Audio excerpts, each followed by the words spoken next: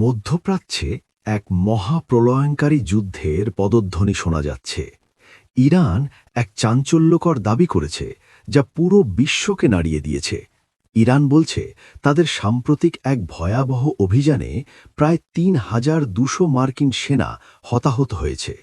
হ্যাঁ, আপনি ঠিকই শুনেছেন, সংখ্যাটা অবিশ্বাস্য হলেও সত্য বলে দাবি করছে ইরান।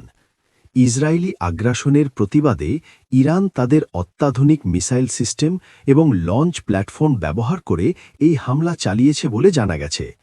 এই বিশাল ক্ষয়ক্ষতির খবর ছড়িয়ে পড়ার পর পেন্টাগনের ভেতরে এখন থমথমে অবস্থা।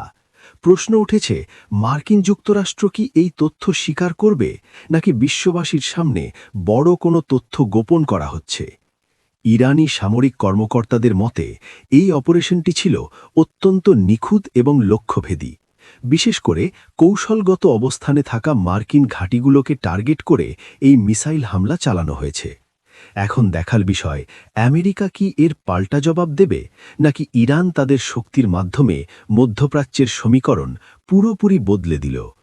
পুরো বিষয়টি নিয়ে আপনাদের মতামত কি? কমেন্টে জানান এবং ভিডিওটি শেয়ার করে সবাইকে সত্যটা জানার সুযোগ করে দিন। আমাদের সাথেই থাকুন।